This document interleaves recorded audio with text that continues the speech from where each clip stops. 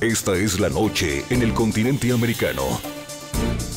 Cuando amanece en Europa y cae la tarde en Asia. Así cae la noche en el continente americano y transcurre la mañana y la tarde en el resto del mundo. La noche bajo la dirección de Claudia Gurizati. ONU exige el fin de la violencia en Siria. La comunidad internacional no puede permanecer en silencio. Con el voto favorable de 122 países, la Asamblea General de las Naciones Unidas condenó la represión violenta de las protestas ejecutadas desde hace 8 meses por el régimen de Bashar al-Assad. La Asamblea ha hablado en nombre del pueblo sirio y contra el régimen de al-Assad. La última jornada de manifestaciones había dejado al menos 17 muertos. Hoy en la noche, desde París y Madrid, los protagonistas de la noticia. En exclusiva, Hassan Abbas, el embajador de Siria para Centroamérica, habla sobre la histórica condena que la comunidad internacional emitió contra el régimen que representa. Los analistas Eduardo Kronfli y Nadim Cheadi explican las consecuencias que tendrá esta fuerte sanción para la decadente dictadura de Bashar al-Assad. Comienza la noche bajo la dirección de Claudia Gurizati. La noche bajo la dirección de Claudia Gurizati encienden las luces para que usted vea el punto clave de la noticia. Soy Juan Pablo Vieri, bienvenidos. La noticia, luego de 8 meses de intensas protestas contra el presidente Bashar al-Assad y de la fuerte represión que han sufrido esas manifestaciones, la ONU por primera vez emitió una fuerte resolución de condena contra el régimen sirio. La noticia, con el voto favorable de 122 países, la Asamblea General de Naciones Unidas exigió el fin inmediato de la violencia ejecutada por las fuerzas gubernamentales contra los civiles que desde marzo pasado exigen un cambio de gobierno. Condenamos enérgicamente las violaciones graves, continuas y sistemáticas de los derechos humanos por las autoridades sirias. Exhortamos al gobierno de Damasco poner fin de inmediato a todas las violaciones de los derechos humanos, a proteger a su población y a cumplir plenamente sus obligaciones en virtud de las normas internacionales de derechos humanos. Señor presidente, a pesar de que el proyecto de resolución fue presentado básicamente por 3 países europeos, no es ningún secreto que los Estados Unidos de América es la parte principal, la mente principal detrás de la campaña política en contra de mi país. Este proyecto de resolución no tiene relevancia para los derechos humanos. La noticia, la ONU afirma que la represión de las protestas en Siria ha dejado en los últimos 8 meses 3.500 muertos. Según la oposición, en la última jornada de manifestaciones de este martes habrían perdido la vida 17 personas. Al menos 17 personas, entre ellas 4 menores, murieron hoy por la represión de las fuerzas del régimen de Bashar al-Assad en distintas provincias de Siria. El grupo opositor precisó que hubo 8 fallecidos en la provincia de Homs, 6 en Hama y 3 en Idlib. La noticia, el duro pronunciamiento hecho por el primer ministro de Turquía frente a la situación que enfrenta Siria. Recep Tayyip le exigió al presidente Bashar al-Assad que dimita y le recordó el final trágico que tuvieron otros tiranos como el alemán Adolfo Hitler y el coronel libio Muammar al-Gaddafi.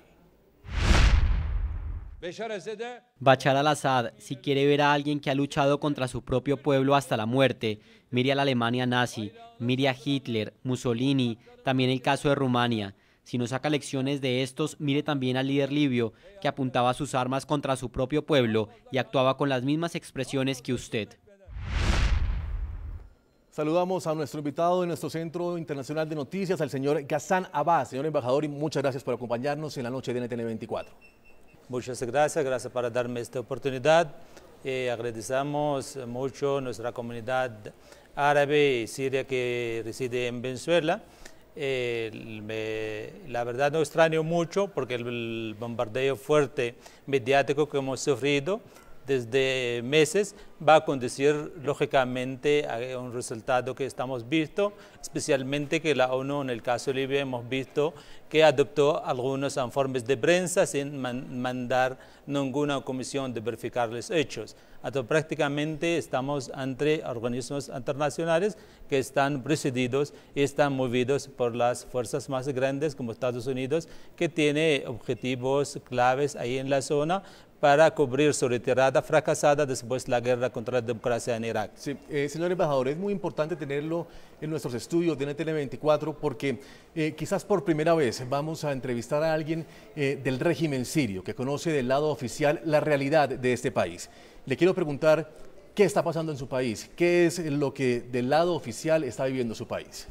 Prácticamente nosotros estamos viviendo una guerra, podemos decir casi un mundial, porque al principio del siglo XX nuestro mundo fue dividido por otras fuerzas imperiales que existían en aquel momento, Francia, Gran Bretaña, con un mapa político que se llama Sykes-Picot.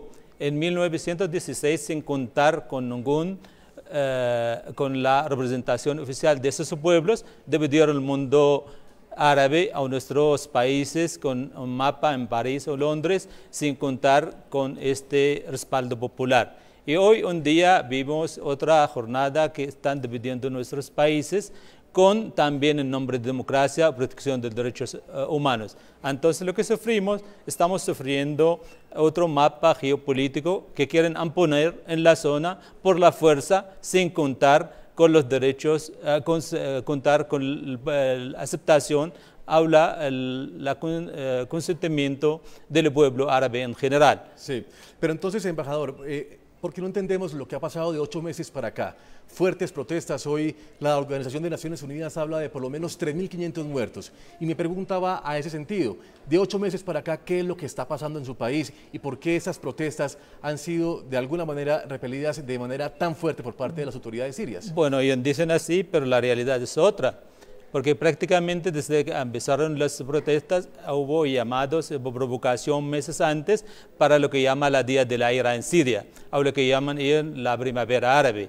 El primer acontecimiento que ha sido en Daraa, murió un manifestante civil, en cambio había 25 militares que han muerto. Entonces, desde el principio hemos dicho hay un esquema de intervención militar ahí en el país, igual en el caso de Libia, van a intervenir para crear otro nuevo Benghazi. Entonces, en Daraa la atención era esforzar la población civil para que cruce la frontera y tener el esquema de la intervención internacional. Pero después de 8 meses no consiguieron ejecutar este plan ni en Daraa, ni en Homs, ni en Banyas, ni en Jisr al-Shughur, donde estaban grupos armados financiados regional e internacionalmente para crear este caos. ¿Por qué Siria?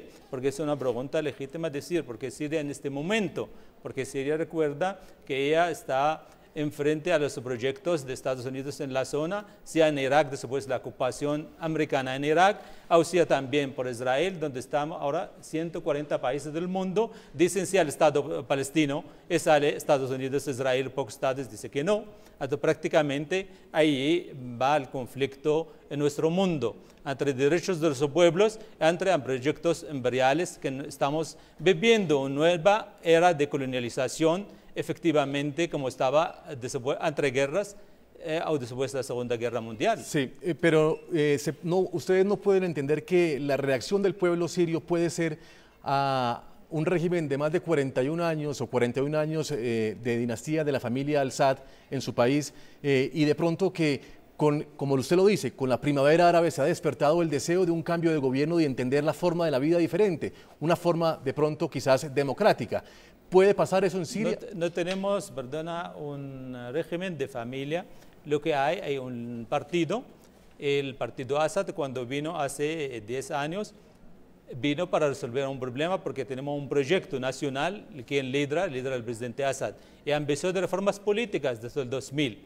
Pero desde el 2000 hasta hoy hay varios enfrentamientos en la zona, empezando en el 2001 en el Líbano, ataques israelíes contra Siria, después en 2003 Estados Unidos invade Irak y dice lo mismo, hay 6 países en la zona que vamos a invadir. Entonces esta fachada que lo usan los derechos humanos, que van a juzgar lo que han sufrido los 2,5 millones de muertos en Irak. ¿Dónde están los derechos humanos? ¿Dónde está la ONU? Tenemos más de 1 millón de desaparecidos, tenemos también casi 1 millón de viudas, hay 340.000 encarcelados por la ocupación. Entonces, tenemos que juzgar.